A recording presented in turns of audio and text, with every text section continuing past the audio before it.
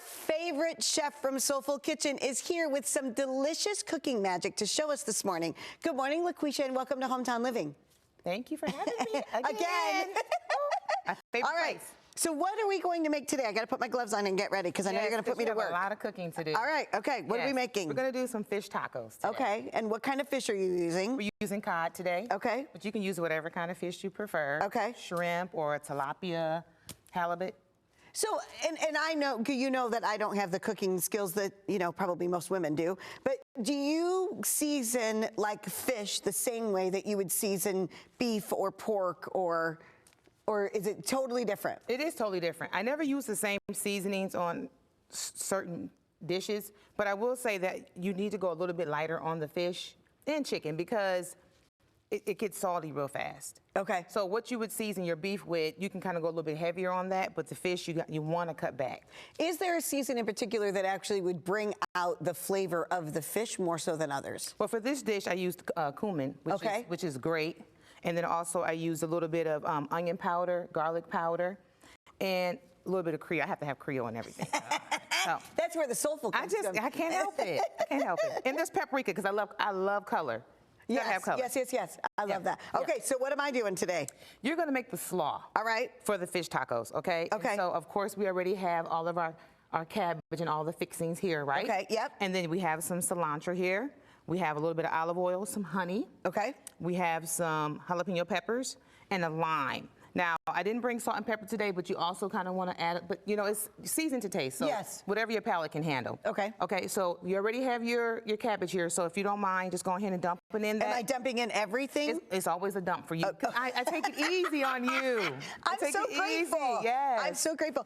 Though I have to tell you, you know, a while ago when we had cooked, I did not realize, and so I realized things it makes a difference. The whole sifting of the flour. Yes. You know, when we had done that a while ago, like what a difference that made. Yes. So I love that I know you know what you're doing. Yes. But you know, you've got all of this. What a difference it makes that when you cook at home and just those little things. So that little tip made a difference. What would be the little tip that you would give our viewers to make really good fish tacos? You know, I would just say let the soul lead you. I have peppers in here. Again, like I said, I love color. So color is like you eat with your eyes, eye candy. So whatever seasons you prefer. Some people just do a little salt and pepper. Like I said, I love Creole, I love cumin. So just let the soul lead you. And like I said, some people really don't care for Creole seasoning. So pick something else. But and paprika is always a go-to for me. Even in and what and paprika has a unique flavor too, doesn't it? They have smoked paprika, different paprikas that you know, they all taste the same to me. I'm gonna be honest. I'm like, I love it for color. I use it for color, honestly. Speaking of color, what that cilantro added for this slaw is amazing. Yes. Because the slaw is light and then the cilantro is a little darker. Yes. That looks really pretty. Yes. And we could have done a little rough chop on the cilantro. That would have been great for you today, a really good technique. I know, right? Something for me to learn. But you can slice that lime in half and go ahead and juice that in there. Can I? All right. Oh, yeah, because that's gonna make the flavor pop. All right, so remind me, is it back to front? It doesn't matter at this point because it's literally going to go in here and you're just going to squeeze it. But also take, you know, control of the knife. Okay. Because this is going to just be. So see, I need to enroll in your cooking school. Yep. Let's talk about your cooking school a little bit. Okay. Now I'm just going to go straight down, right? If it works for you. Let me help you out. And this is why I need to be in the cooking school. Yeah, absolutely. Oh, see, I should have done it that way. No, it's okay. All right. Yes. And you're going and you did a great job. Thank you. I would be honored to be one of your students. All right, so I'm going to put this. Yep. You're going to go ahead and put that right in there. And then just bring it over.